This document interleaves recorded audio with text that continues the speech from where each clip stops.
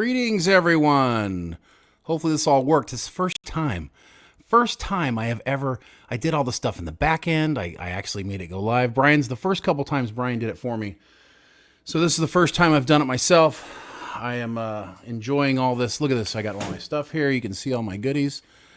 Not cleaned up enough, but all right. So good morning. Welcome to the Palantir. It's 11 o'clock here Pacific Standard Time. And I'm excited to talk to you about some stuff that we got going on today.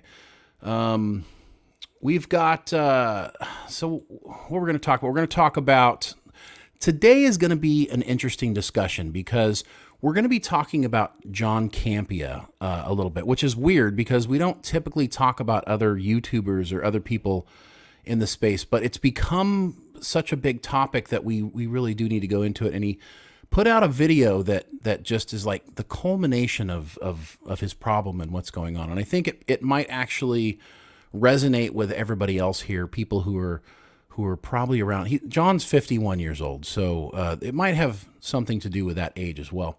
We're going to talk about it. We're going to quickly, I did go last night to see Transformers Rise of the Beasts, and I do want to talk about that a little bit, and I'll try to stay out of spoiler territory so that that doesn't affect you guys watching it. A couple other things. This show is called The Palantir, and it's named The Palantir because of the Seeing Stones from Lord of the Rings. And of course, it's a fascinating idea that you can look through the stone and communicate with somebody far away. It's like the Middle Earth's version of cell phones, except it can also like control you. So like our social media, right? So it's like TikTok controlling your brain, right? So it's called Palantir. Now, what's interesting is there's also a company called Palantir. And since this is my show and you guys know the things that I like to do, I'm really into trading stocks and finance and stuff like that. It's kind of one of my hobbies. And so, my wife, God bless her soul, has allowed me to manage her retirement fund. And I don't know, perhaps it's a horrible idea. We'll see. But I've been doing it now for a couple of years, since 2020. and I did something interesting. So there's this company called Palantir. It's a software company. And basically they're working in like the AI space. They've been around for quite a long time.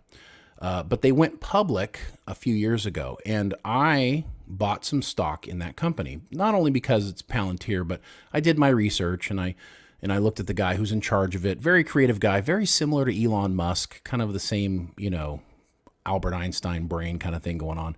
But the company's been getting a lot of buzz earlier. And so I thought it'd be fun, since the show is called Palantir, I thought it would be fun to actually track the stock that I bought in it. And I did something crazy. So I don't know if you guys are familiar. I'm not going to go deep into stocks here with you guys because you probably don't care. But some of you guys might be interested in it. So if you had invested in like Amazon or Facebook or Nvidia now or Tesla, and you had invested a lot of money when it was a small company, then you would have made, hundreds of thousands or millions of dollars. Brian and I tell this really great story back when Bitcoin first started. We invested. We didn't invest.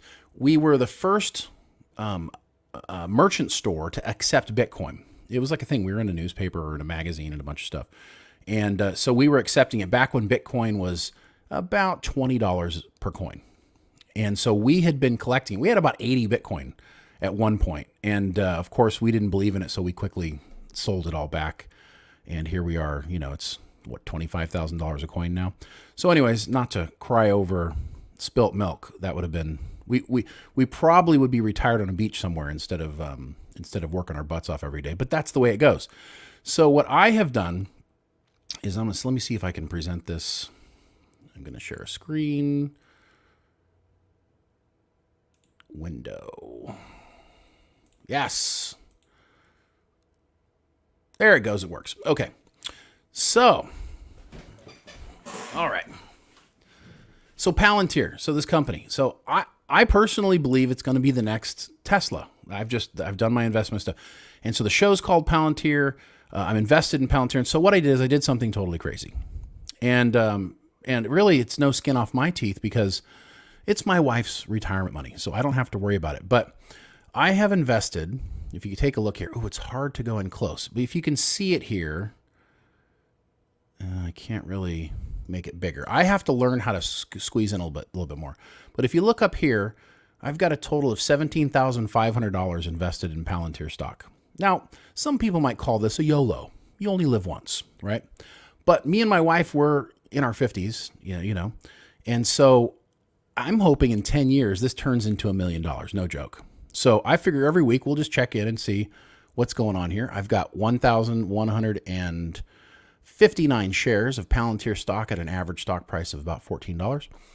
And right now I'm up $729. So we'll see what happens. Hopefully by the time we retire, we can live off of this money since Bitcoin didn't work out for us.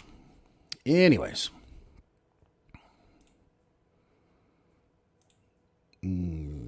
Stop sharing. Back to me. Okay. So there's that. So we'll just check on that every week. Yes, I'm crazy. If you guys want to mention that, I don't know. Hopefully it doesn't go to zero. My wife doesn't kill me. Dr. Sarah Gardner for $20. Thank you, Sarah. Where's Brian? This is not Brian's show. I'm sorry, Sarah. Brian and I do Thursdays and Mondays together. This is my show today. And the good news is that this does count towards your overall supporting the channel. So every Thursday we do the hero stream. That's the one we do that on, where we play the game. And but also this total, whatever you support here today, will go towards your overall total. So on Thursday, when you see the numbers at the top, like 1, 2, 3, 4, 5, and all that good stuff, this money will be added to that, your monthly total. So you can still win the prizes and all that good stuff. So thank you for the support. I appreciate it. It says, does this count towards my Stream Heroes numbers? Is this every week? Sorry for all the questions. I'm new. And thanks for doing a bonus show. Perfect timing. I'm putting my AirPods in and hitting the gym. Awesome, Sarah. I should be hitting the gym as well, but maybe later today. Yeah, no, this show, Brian and I decided a little while ago, we're like, okay, look, we've been doing a show together for years and years. Let's try to do one alone and see what that's like. See if you guys like it, see if not, because we don't have time to do more shows together. He and I both work. Yesterday, I think I called this a jobby. It's a job and a hobby. So, we're trying to make it a full-time job, being on YouTube, but we can't really afford to do that yet. So we haven't done it, but thank you for the support so much. And we should be back here every Friday at either 10 a.m. or 11 a.m. The show was supposed to start at 10, but when Brian set up the show, he set it up for 11, and he's been really busy this morning, so we weren't able to change it back to 10, so I just kind of had to wait and roll at 11. You guys let me know if 10 or 11 is better for you, Pacific Standard Time.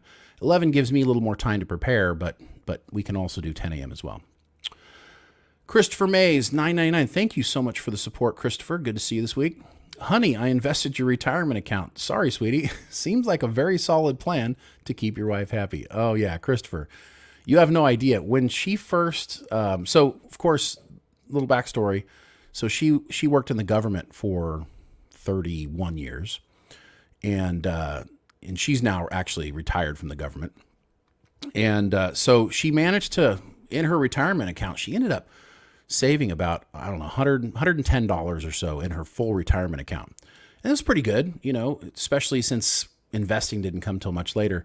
And so when she said, look, I want you to manage it, because it had just been like one of those, mutual funds or marketing accounts where it wasn't really earning a lot. And so she said, listen, why don't you, she trusts me, and I'm big into finance stuff.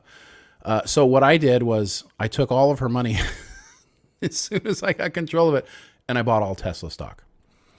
And then of course, what happened with Tesla stock is it dropped right after I did that. And I got a little upset. She got a little upset. And I said, just wait, it's going to come back. And then Tesla stock did come back, and then I ended up selling it. And then I got smart and diversified her money. So we'll see how that goes into the future. But you guys will stay right there with me. I'll share it. If I end up getting rich, if she ends up getting rich off of Palantir, then we'll all get to celebrate that. Okay, so what else are we going to talk about? Let's talk a little bit. We are going to talk John Campea. I know that's probably why some of you guys are here. The thing about the John Campea stuff that got me going was really about racism. honestly. It was weird. It's there's a video that came out where he got really like hardcore on race swapping, and he got kind of weird. And so how does that connect with Transformers Rise of the Beast? I don't want to give you guys any spoilers. I don't know if you're going to watch it, but I'm going to avoid the spoilers. But I do want to show you how it's doing. So right now, Transformers Rise of the Beast on Rotten Tomatoes is, blocking my thing here, is sitting at a 54% with critics and 87% with the audience, which, happens frequently with movies. Sometimes, a fun audience movie will be a lot higher than the critical score and the critics. But I got to tell you, after seeing the movie, I think the critics are pretty much right on with this score. This maybe a touch low. It's a good thing, audience. It's one of those movies where you go watch it and it's very action packed. You're definitely not going to be bored through the entire thing. There's no slow moments. In my mind, it's kind of a better version of Fast X. But we've done a lot of Transformers movies. They've been done for a while. And when this one came out, I kind of said, another damn Transformer movie. How do I feel? I mean, when I was a kid, let's see, Transformers, I was a little bit older when Transformers came out, so I wasn't like, deep into it, but they were interesting. And of course, Optimus Prime with that voice is always been cool. And I did watch a few of the cartoons, I think. But I was familiar with the toys that came out. So the interesting thing that you can say about this movie is this is 100% a money grab for Hasbro. Hasbro is doing something interesting. And I don't want to give away any spoilers, but this might spoil the overall idea of it. Hasbro is trying to create a toy universe, 100%. Hasbro stock's been down. They've got all these IPs, and to be honest with you, the toy sale market is not doing as well as it used to do. Kids these days don't want to play with toys on the ground. They want to play, with iPads and phones. They want to play on devices. They don't necessarily buy as many toys. It's why Toys R Us went out of business. It's why toy sales are just down overall. And Hasbro owns not only the toy lines, but they also own all of the electronics stuff, the games. You're very familiar with Hasbro. Well, Hasbro, it's very obvious, and you'll find out in this movie. I'm not going to give it away. There's a very good reason why, and you'll see in this movie how it's very obvious that they're trying to create some sort of cinematic universe for their toys. And I don't know how that's going to turn out. It feels gross, but it might actually work out. People might be ready for something other than superhero movies. And Transformers Rise of the Beasts, it didn't get really great reviews. Let's go over a couple of them here. Just to kind of give you guys... I'm going to give you a couple of the critic reviews. I am not, because it's not going to share it with me. Here we go. Okay, top critics. And we don't put a lot of credence into critics all the time, but I've seen the movie, so I can tell you whether or not this makes sense, what they're saying.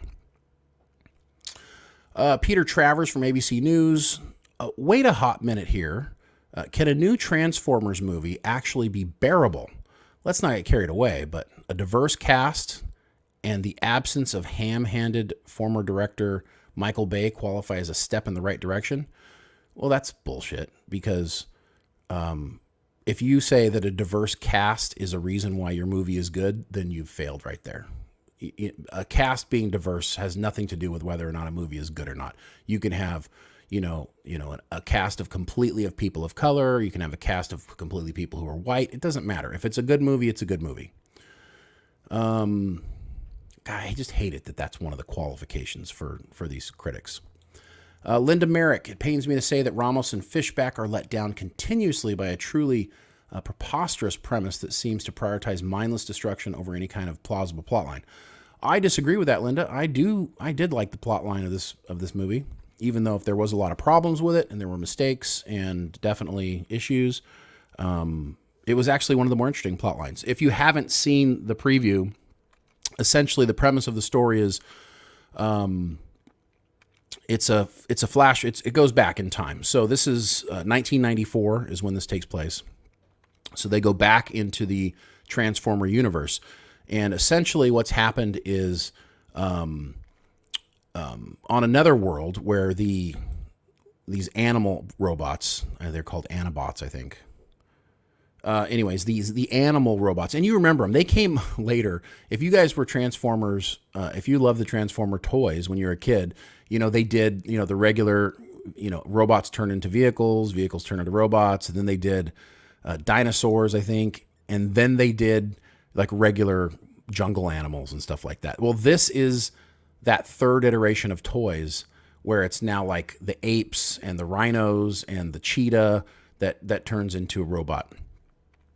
And of course, we find that their homeworld is being destroyed by Unicron, which is a giant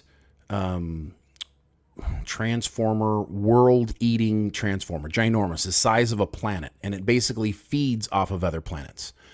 And essentially, it's destroying the planet of these animal transformers. And on this planet, they have a key. It's a transwarp key, kind of like Star Trek. And with this key, it would allow Unicron to go any place in the universe, as opposed to being stuck in the galaxy he's in, where he's destroyed, I guess, most of the planets and now can't eat. So the animal transformers end up getting away, and of course they go to Earth to hide the key. Unicron sends his henchmen to go retrieve it, and after a series of hundreds and hundreds of years, we find that basically somebody has unearthed one of the part of the key, and then the adventure takes off from there. I don't want to give away too much more, but anyways, Optimus Prime is involved. So you got the Autobots, you've got these the animal bots, and then of course you've got the Scourge, the Unicron henchmen. And honestly, if you go back to watching all of the movies, if you go back and watch, Bumblebee was good because it was a really good relationship. A boy basically becoming friends with a vehicle, with an Autobot. And you get a little bit in this one as well. What I like about Rise of the Beast is that, call me crazy, but I love a movie with sacrifice. I love a movie where there's principles, these characters, there's character development. I love those kinds of things. And I do think Transformers Rise of the Beast has a lot of that. And it has some depth. It shows us without going too deep into it, it shows us a Optimus Prime who is beating himself up for what's happened and has to, he has this character development throughout the film that you're proud of. The actors in the film, and I should have had this brought up, Transformers Rise of the Beast. So the director of this movie is Stephen Campbell Jr. Now, Stephen Campbell Jr. is best known for he did Creed 2, which is probably the thing you're going to remember most for. He's an African American, and this is really, besides Creed 2, this is kind of his big movie. And he has an eye. I think he has the ability to tell a good story. He's an African American man, and so he cast. Of course, he put this. He set it in Brooklyn. He had some people of color as the main characters. Anthony Ramos, Dominic Fishback. They're in the film. So there's some people wondered, well, is it going to be, it's different than the other Transformers. Is it going to be, racially charged? And for the most part, it wasn't. Although I got to tell you, the one thing that was a little bit frustrating was this took place back in 1994. So I don't know how old you guys are, but 1994 was, of course, the year that O.J. Simpson went to trial and all that stuff happened. And there is this attempt to paint 1994 as a racially charged time. So, for example, Noah Diaz, who's the main character, really the true main character, he plays a Latin character, like a Latino character, and he can't get a job because, well, it's kind of funny. He's got a white guy who's trying to get a job at a security place, and apparently the job was his. But Noah's old army boss had called and said, no, you don't want to hire this guy because he's undependable. He's not a team player. And you're like, okay, he's not a team player. That works. And it actually plays into the movie because Noah's character actually has to grow throughout this movie. And that's one of the themes is teamwork. So the boss, who's this old white guy, who's dismissing him, says, we don't need your kind around here. And I was like, okay. It was at first all about how he's not a team player, and now it's all about we don't need your kind around here. So I'm like, okay, well, that's interesting. That's 1994, but okay. And then, of course, you go over to the Elena Wallace, played by Dominique Fishback, and she's in a museum, like a museum, and she's a super talented black woman who knows all of the history. She's very talented, and of course, she has this white female boss who doesn't know anything, and Dominique has to basically give her all the answers. And then the white boss goes and takes credit for everything that she's, and to some degree, when you go to work, bosses do that, but it was so overt and so strange and so dismissive. And so at the beginning of the movie, I was like, is this going to be like this the whole way through? Because I got to tell you, I lived in 1994. When I graduated high school, I lived on the coast, California. My two best friends were a black guy and a Mexican guy. Okay. That's it. It was pretty normal. 1994 was not a crazy time. Now, granted, you still have, some strange things happening with the police, of course, pulling over people, and it wasn't perfect. It wasn't perfect, but it wasn't 1975, and it wasn't 1985. It was 1994. And after the movie was over, my son asked me, he goes, were people that racist in 1994? And I said, well. And that's part of the thing that's frustrating. It's like, does racism need to be in everything that we do? And it feels like, especially if you're a person of color in today's society, it's like, you have to wave that flag a little bit to let everybody else know you're on board. It just wasn't necessary in this film, and it did take me out of it a little bit. And afterwards, I had to explain to my kids. I said, well, there is racism. There's probably always going to be some level of racism, but it's better now than it's ever been before. Regardless of what you see, regardless of what you hear, it's better than it's ever been before. And in 1994, we thought we'd had it licked, but apparently we kept it racially charged. And I'm going to actually get into that. I'm going to go into the racism and the fact that Hollywood is really taking us in a place we don't want to be. We're going to talk about how that relates to John Campia. So what I would say about Transformers Rise of the Beast is if you are a fan of Transformers, I feel like this actually adds to the mythology of the Transformer story. I actually enjoyed it. I thought that it wasn't bad. It wasn't a great movie. There were some dumb things about it. Like at one point, this is a very small spoiler. At one point, something can supernova, and so they can't do something about it. But then they do something about it, and it's just a little explosion. And it's like, okay, well, that was pointless. So there are things in it that are wrong. But I think the overall message and the story of Transformers is really interesting. And if you don't hear about it before you see the movie, at the mid-credit scene at the end of the movie, it will sort of blow your mind a little bit. It'll be like, what? Yeah, you'll just do that a couple of times. And then it'll all suddenly make sense to you, everything I talked about before. Yes, so anyways, what I would like to do is I'd like to do something right here with you guys that I do typically when I come home, and that is I want to, if we're going to do this on Fridays, I want to put my list. So I'm keeping track of a list. I have a list of my favorite movies of all time, which I started keeping last year. And as I watch a movie, I actually put it on my big list. I want to have like a giant list. I wish I'd been doing it for the last 40 years. I mean, I've seen, thousands of movies, but my list only has 100 movies on it. And I'm also keeping track of my favorite movies of 2023. And I'd love to hear what you guys think about these movies. So just really quick, my favorite movies so far of this year, number 1 is Spider-Man Across the Spider-Verse. Number 2 is Air. Number 3 is Puss in Boots. Now, Puss in Boots came out on December 21st, but I'm gonna give it to this year's movies because it was mostly seen in the new year.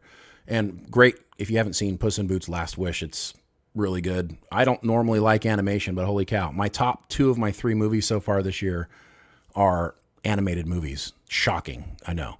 Loved Air, if you haven't seen that. Number 4 was Guardians of the Galaxy Volume 3. It was good, but definitely not the least best of the 3 Guardians movies. Then Dungeons and Dragons: Honor Among Thieves. Chris Pine was fantastic. Michelle Rodriguez, awesome. Loved it.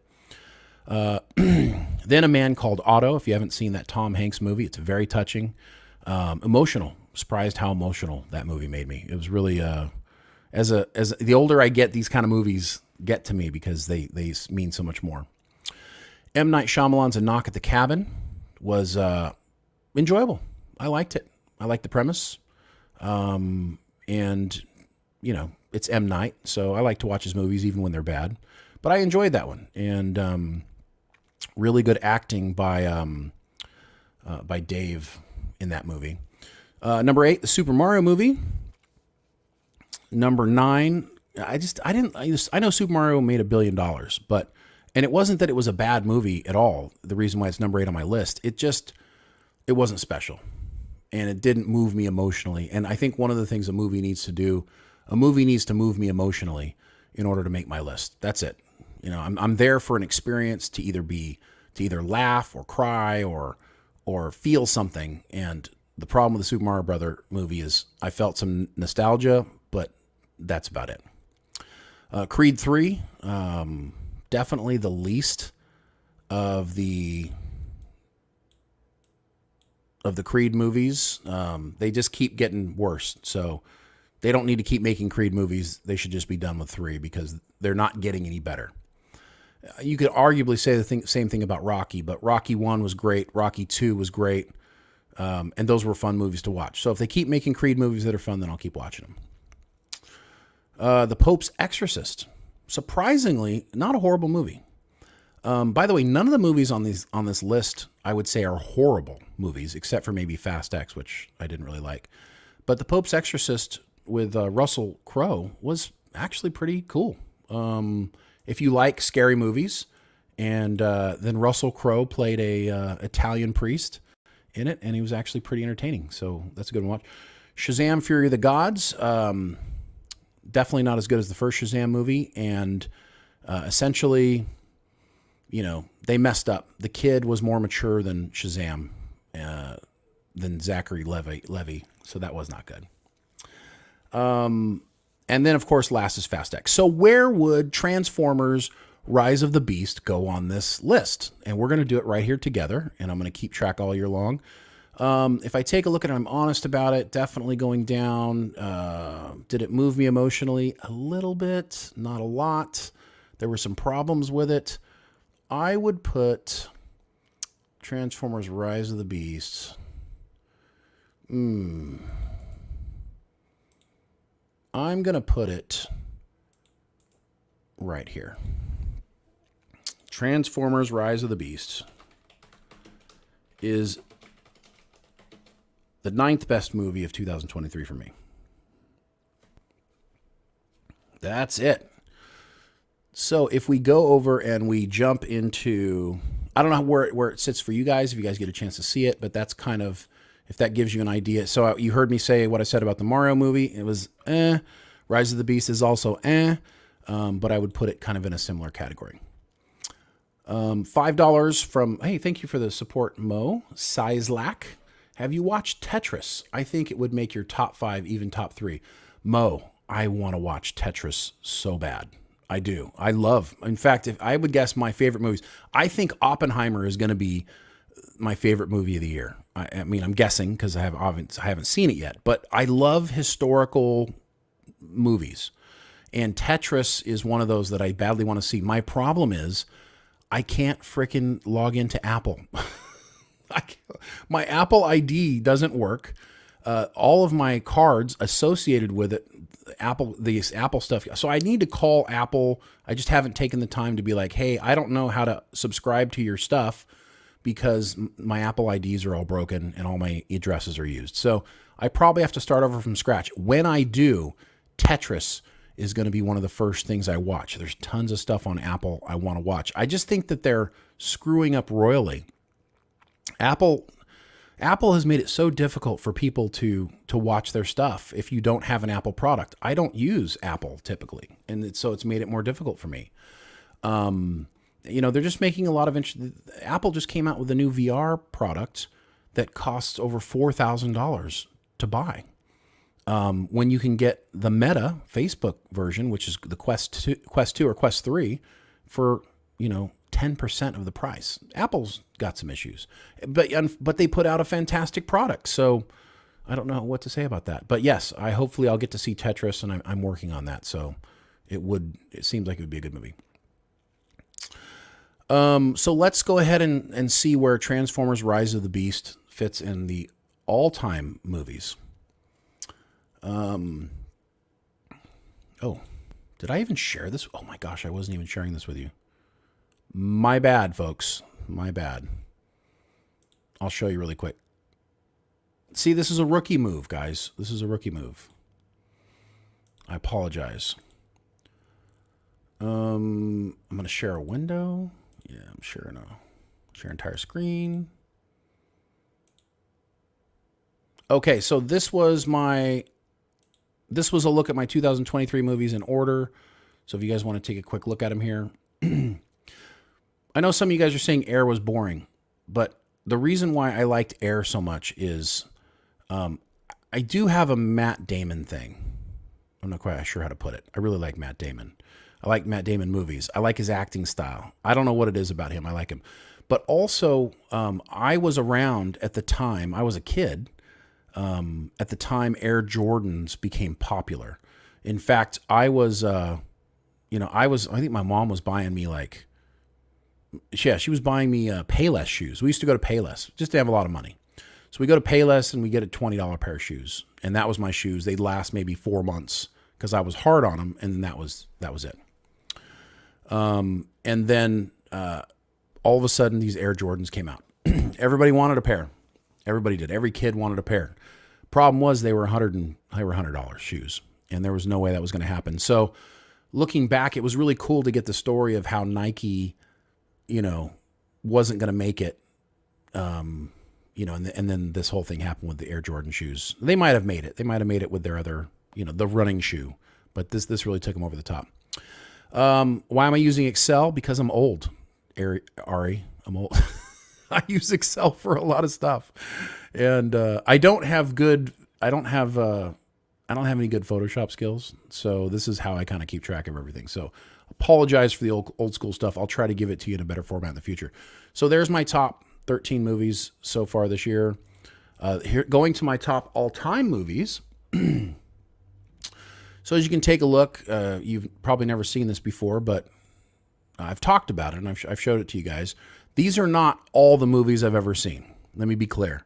These are the movies I've watched in the last year, and they're in the order. And as I watch a movie again, whether it's an old movie or a new movie, then I'm trying to add it to my list. So what we'll do every week, if I do watch a new movie, is I'll come in. Of course, Tombstone's my favorite movie of all time. I saw it 13 times when it came out in theaters. Absolutely loved it. So you can get a look at that list there. Comment if you feel like in the comments below. So if I go down and I take a look at Transformers Rise of the Beast, I can kind of quickly come down here and see where it might show up. We definitely know it wasn't as good as Dungeons and Dragons Honor Among Thieves. Wasn't as good as The Lion King. Yeah, Star Trek Beyond. Now we're getting in that area here. Avatar. Let's see. Yeah, I actually put it, what's funny is I put it below the Super Mario Brother movie. And so it's probably going to have to do the same thing here. Is it better than Hackers? Ooh. It's not better than Hackers, but it is better than 65. That 65 movie was terrible. Here we go. Transformers Rise of the Beasts.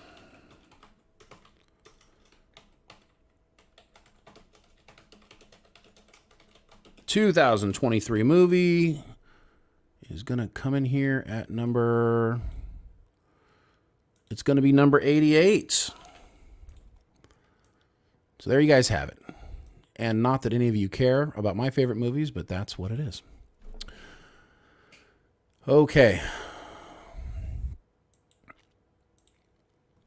Moving on. All right. So I'm glad we got to talk about that a little bit. Super chat from Dr. Sarah Gardner.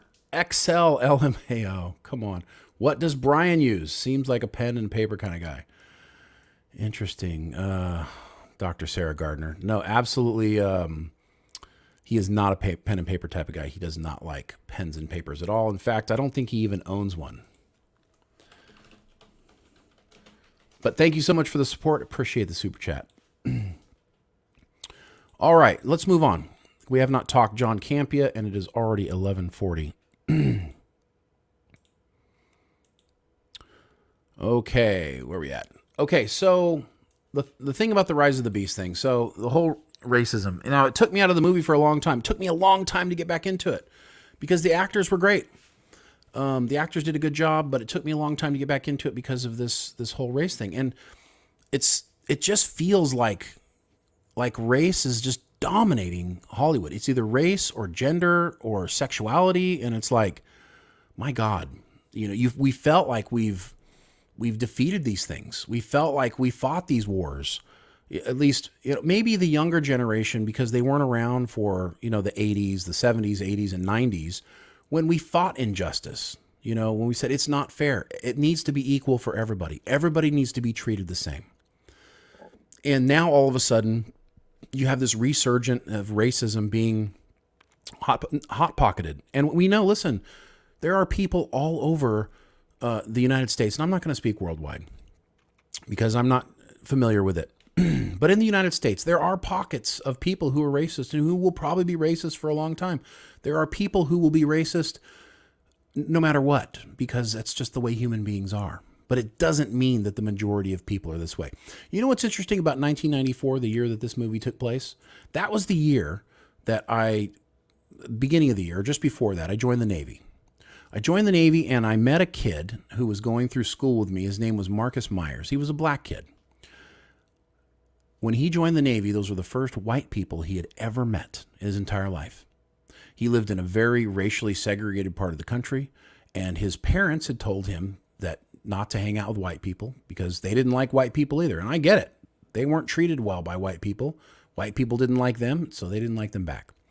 And what he learned, he said, he can't believe that he had spent his entire youth existence never meeting a white person, and he realized that they're just like he is. There you go. So why are we talking about it? Because John Campia got all crazy about race swapping. Absolutely. And I'm going to show you that video in a second. I'm going to actually, you know what? Let me show you that video now. No, I'll show you two in a second. I'm actually going to go into what it is. I'm just tired of it. Okay. To quote the great Morgan Freeman, stop talking about racism and it will go away of its own accord. One of the greatest actors of all time had the idea that if you stop racializing and race profiling, if you stop color labeling people, the issues with color will go away. Will they go away 100%? No, but they will mostly go away. And I will tell you, there's a time when it felt like we were getting beyond this, and now we're back. Can you imagine 30 years from now when the great Morgan Freeman moves on to the afterlife. He dies. And Hollywood decides to do a movie about his life. And Timothée Chalamet is him. And why would this happen? What would you think about it? Timothée Chalamet from Dune. He plays Morgan Freeman 30 years from now. Why would this happen? Because for the previous 30 years before that, Hollywood spent so much time race swapping characters because there were too many white characters in cinema that they overdid it. In 2025, Toy Story's Woody is black and voiced by John Boyega. In 2030, the Alien franchise is rebooted and Ellen Ripley is now played by Letitia Wright from Black Panther. In 2035, Michael B. Jordan reboots Rocky and plays the Italian stallion himself. I don't know how he does that as Creed's son, but he plays Rocky now. In 2040, John David Washington from Tenet is cast in the life story of Tom Hanks. He's going to play Tom Hanks. And in 2045, Jaden Smith is cast to play George Washington himself, the father of our nation, the first president, Jaden Smith. It's finally at this moment Hollywood realizes they have gone too far, and Timothée Chalamet has to be cast as the great Morgan Freeman in order to balance everything back out again. It's silly. It's ridiculous. It's so stupid. The idea of needing to race swap characters, and not because it's like the best person for the job, but because they're on a mission to change things. And why? Why can't we simply have the best character, whoever the character is, played by whatever they look like? Acting has always been this way. If a character, the person who was cast somewhat looks like the character and somewhat behaves like the character. That's what auditions are for, when you audition for a character. I know this all sounds crazy, but look at where we're at. The Little Mermaid, Cleopatra, Aragorn, Velma from Scooby-Doo, April O'Neil from TMNT, Teenage Mutant Ninja Turtles, all race swapped. But John Campia says there's nothing wrong with this. Why is he doing this? Why is he so upset that he attacked his fans and said that he wanted 30,000 of his fans to leave his channel, to unsubscribe? Is he a crazy man? We're going to get into that because his argument was from How to Train Your Dragon. They're making a live action version of it. And the little blonde girl who was in the cartoon is now being replaced with a black girl for the live action version. And John has had enough of the racists. So let's go ahead and watch the video of John. Let's see if I can share it here.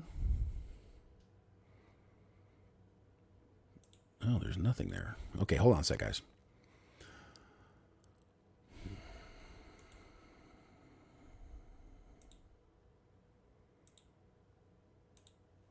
All right. Let's watch John Campia, and we'll talk about him. Oh, I hit the wrong button. We'll talk about it as we go.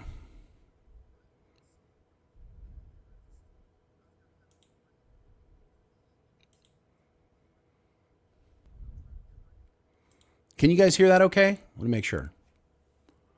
Let me know if you can hear John okay. No sound. Oh my goodness, Mr. Brian. At least there's no music in it. There's no sound. All right. Why would there be no sound?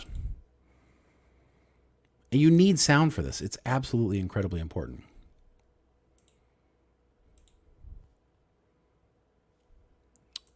Well, I can't sit here and talk about what he's doing. So let's see if... All right. I'm going to have to learn. The sound's fine. Wait, okay. You guys can hear the sound? Here, good. Oh, no, you can't hear it because I'm not sharing the screen now.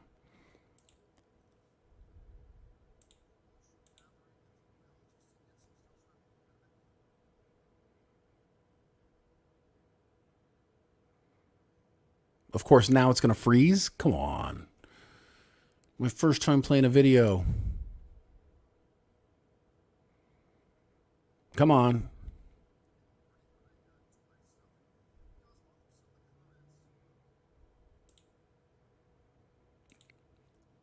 So you guys can hear it a little bit? Okay.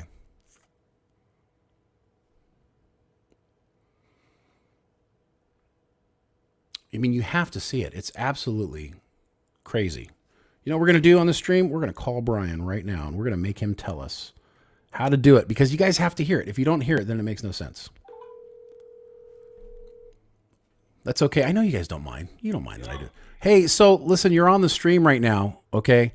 I don't know why. I can't. Can you hear me? Yeah, I can hear you. Okay. I need to figure out how to do the sound. So I got John Campia's video here, but they can't hear him. So what am I doing wrong? How are you playing it? So I did share screen, and I shared in share screen in a window. Should I share it in a tab? You can hear it through your speakers, right? I can hear it fine, but they can't hear it. Yeah. Click on settings at the bottom. Hmm. And change your audio to, you know what, F that. Why don't you just click the video in the brand section? I loaded the video for you. Oh, that'll be easier. Okay, and it's under your stinger. It says late night.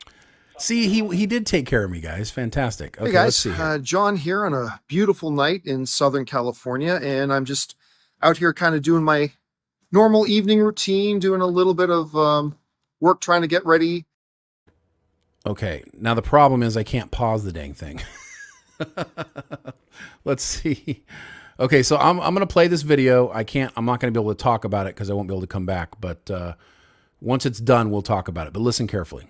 Hey guys, John here on a beautiful night in Southern California, and I'm just out here kind of doing my normal evening routine, doing a little bit of work, trying to get ready for the next day. You know, just not a lot, just a little bit of light reading and some information gathering, if you will, just to get some stuff. So I have a little bit of a head start in the morning when I do my stuff. And, you know, I was going through some of the comments on some of the videos today. You know, one of the stories that came out today was they got their lead cast for the How to Train Your Dragon live action remake. And I thought it was a terrific looking cast. I mean, they got the kid from the Black Phone, which to me is really quite exciting. They went and got the girl, Nico Parker, I think is her name, from Last of Us, who I think is tremendously gifted. And I love the episode she was in. I think she's going to be fantastic in this. And I started noticing that there were a bunch of comments on the girl being in it and people complaining that this How to Train Your Dragon thing is already ruined because they changed Astrid. Because they changed Astrid. And because they changed Astrid, that means this thing was a complete disaster. It was ruined. It was destined to fail because they changed Astrid. I thought it was interesting. Because, you know full goddamn well that if Astrid's supposed to be 5'3", and they hired to cast a girl who is 5'4.5", that's a significant change, but nobody would have said anything, right? They wouldn't have said a thing. If Astrid is supposed to have hazel brown eyes, but they cast an actress who had walnut brown eyes, well, that's a change. But you know full goddamn well they wouldn't have complained about it. Wouldn't have said a thing. Would have been perfectly fine. Nothing wrong with that change. If in the movie, Astrid was supposed to be right-handed, and they had the audacity to hire an actress who was right-handed, well, that's a change. It's a change. You know goddamn well they wouldn't have said a thing about it because that's fine. But oh my God, if you get a girl who the pigmentation of her skin tone is a little bit different than Astrid's is, and by the way, Astrid, who comes from a complete mythological fairy tale, non-existent, completely made up in fiction race of people and Vikings that don't really exist. If the pigmentation of her skin is a little bit darker than what Astrid's is in the cartoon, height, not a problem. Eye color, not a problem. Hand, not a problem. Oh, tone of her skin. That's a problem. This movie's doomed because they got an actress, regardless of how talented or gifted, whose skin color is a little bit darker than the one in cartoon. See, that change, that's too much. And I want to say this. Please get the fuck off my channel, you mouth-breathing, basement-dwelling, cousin humping motherfuckers. Just get off my channel. Don't come to my channel. I am on a personal mission. I want to purge 30,000 of my subscribers off my channel within the next 48 hours. And I would like them to be you, because with the number of comments of people saying such idiotic, moronic things, I figure there's got to be at least 30,000 of you knuckle draggers around there. So please just leave my channel. Don't come back. Don't watch my stuff. I want to purge 30,000 things. Do me a favor, you racist pieces of shit, and go and find one of your echo chamber websites where you can all stand around and jerk each other off while you tilt your head backs and go, woke, woke. And then you can come on each other's faces and tell each other that come on your face cleanses you of wokeness. Yeah, tell yourselves that. Whatever is going to get you off and make you feel good about yourself. Just don't come around here. Nobody complains about the height of Hugh Jackman. Nobody complains about the physical differences between my beloved Henry Cavill and what he looked like in the comics versus what he looked like in the movies. No, because those changes aren't a problem. The changes are only a problem if the girl's skin color is a little bit different. So just, go away. I believe me, I've been doing this. I'm coming up on my 20th anniversary. I'm perfectly good. I can retire tomorrow. It doesn't matter. I just still do this job because I think it's fun. That's all. But you really need to go find an echo chamber where you and your illiterate brood can just gather around and just, like I said, do a big circle jerk with each other. That's all my thoughts for tonight. Thanks for joining me, guys.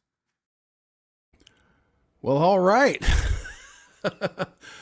I could just retire tomorrow. John, John let that one go. So let's show, so why is John freaking the hell out here? Why is he upset? Some people, why are other people upset? I mean, listen, number one, you can't get mad at the masses because people are always going to have hot opinions. The thing about being online, especially Twitter and all these things, is there's no consequences for what you say. You can say anything you want. Nobody's going to come to your house. Nobody's going to beat you up. You can simply just turn it off if you don't want to hear it. So people are going to say really dumb things sometimes. And sometimes people are going to say things that you don't like and you just can't freak out. But let me share with you what John has an issue about. So if you take a look here, this is the character that people were getting upset about on John's, in his chat, I guess. So if you've seen How to Train Your Dragon, now this actress is the actress who played in Last of Us. She was the daughter of the main character, and she's that original character was actually a little blonde girl as well in the video game. And so now here in Train Your Dragon, you can see it. I mean, it's a little blonde girl. I mean, it's obvious like it's a Nord. I don't know what he said there, that they're not real. Like Vikings were real people, and I don't believe, I mean, we could be wrong, but I don't think there were any black Vikings. And so this actress obviously just doesn't look anything like the character. And here's the thing, right or wrong about whether or not you agree with her playing the role or not. I mean, she's obviously not a bad actress. The fact that people are going to talk about it and bring it up, especially when Hollywood is in this fever-tempoed race swapping thing that they want to go through right now, people are going to talk about it. And you can't say, I want to remove 30,000. I want 30,000 of you. I mean, like, how do you know that there's 30,000 people that are racist on your channel? And that you want them to unsubscribe immediately. So anyways, you take a look at it here. It's different. It's different than what people are used to. Do you expect people to shut up and not say anything? Of course not. They're going to say something, right or wrong. Okay. Full disclosure. Oh, and just to show you, so there's that. Now here's the kid playing the kid. He looks pretty much like the kid from the cartoon. right? But she doesn't. I don't know why do one, not the other? Are there no little blonde actresses that are good in Hollywood that could have pulled off the role? No, of course not. There are. There are. It's just they're trying to make a point. That's simply it. They're trying to make a point. Full disclosure. Full disclaimer. I am friends with Robert Meyer Burnett, and I am gravely disappointed by the decisions that John has been making that impact his livelihood, Robert's livelihood. And that's part of the reason I've never been a big John Campia guy. I watch some of his shows.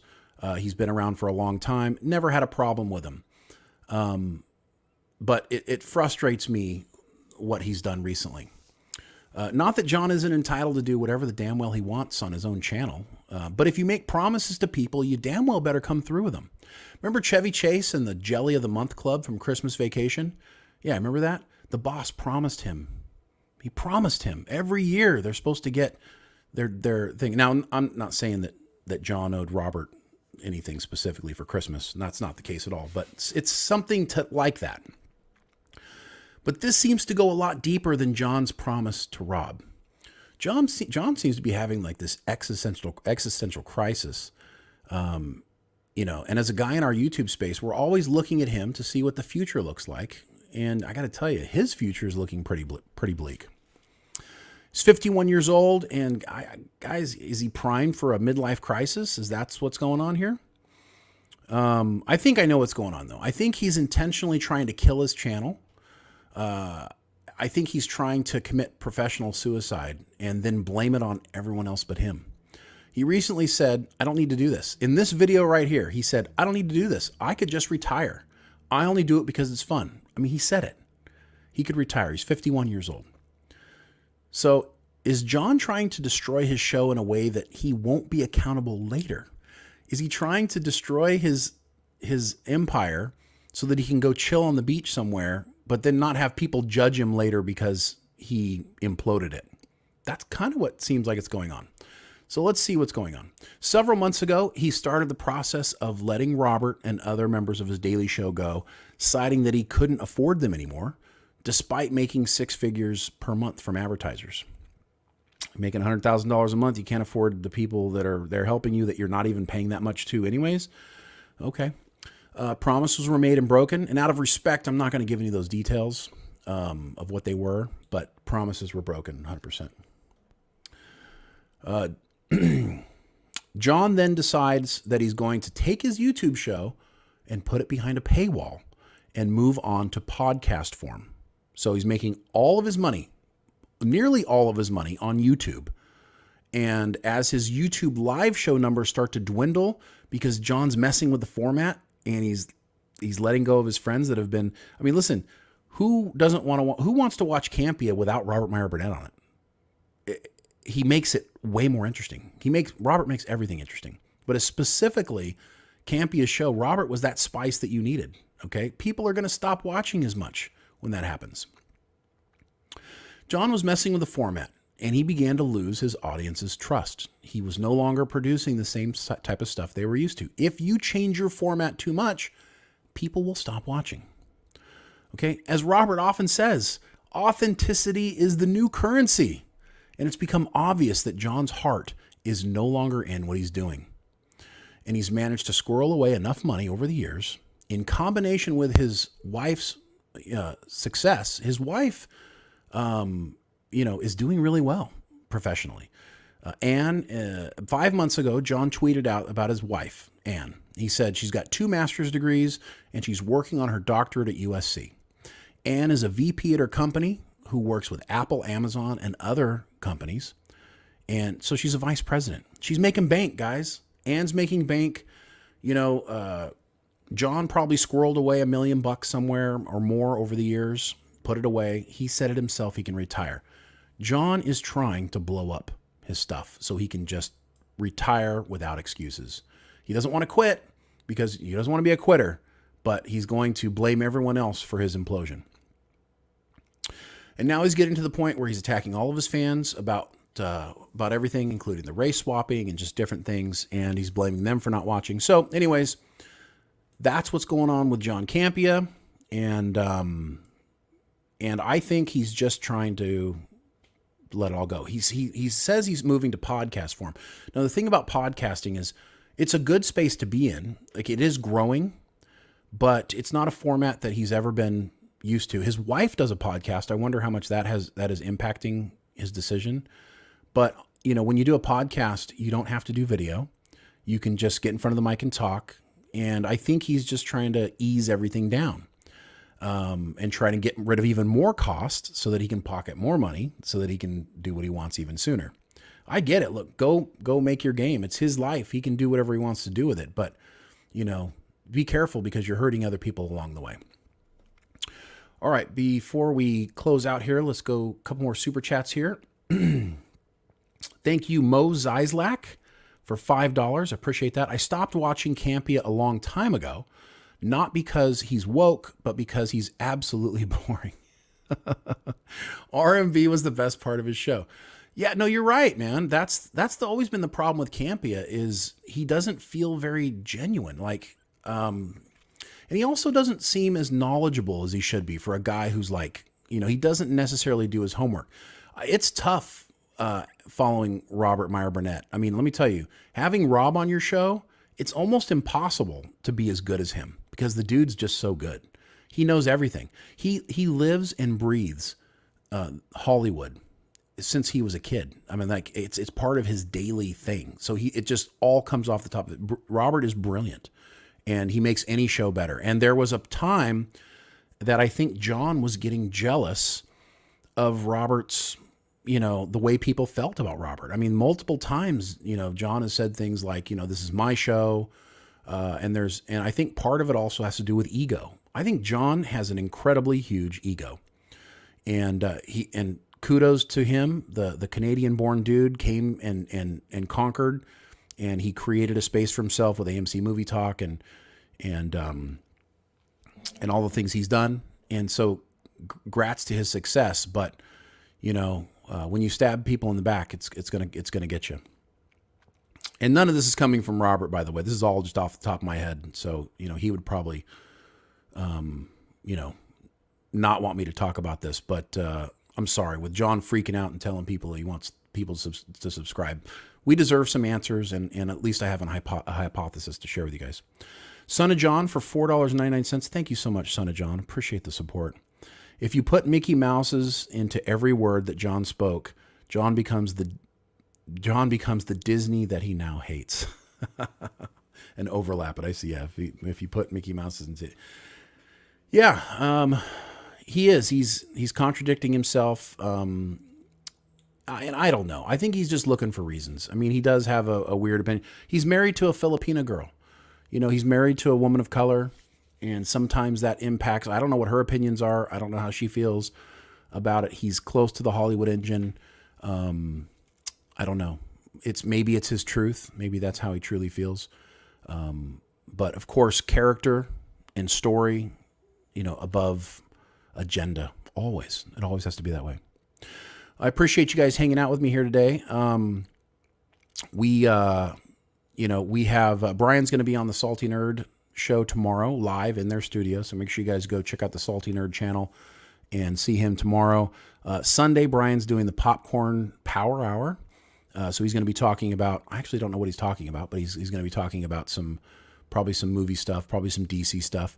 Monday, we'll be back. We're going to be talking The Orville with Tom Constantino, producer for The Orville, seasons 1, 2, and 3. And we're going to hopefully be getting some information on a season 4, what's happening. So make sure you guys tune in 2 o'clock on Monday, Pacific Standard Time. We're also going to be doing Strange New Worlds. So we have a video coming out. It was supposed to be coming out Saturday with everything going on. I guess the video, it's Star Trek Legacy, actually. So Star Trek Legacy, The Search for Shaw, that's going to be coming out on Monday now, Monday morning. That's over on our Popcast Prime channel. You're not going to want to miss that. That's how we think Shaw's going to come back when they do Star Trek Legacy. We're also going to have a non-spoiler review for Strange New Worlds. The first 6 episodes of Strange New Worlds, which is airing next week. That hopefully will be coming out Monday, I guess, or Tuesday at the latest. Lots of content coming. Next week, we'll be covering the very first episode of Strange New Worlds on our regular Thursday show. Once again, thank you for everybody who supported us, who is supporting us. Make sure you come back next week, and let's keep doing this. Next Friday, we'll keep doing the Palantir, and I love you. Appreciate you guys, and I hope you guys have a great weekend. So take care. We'll see you later.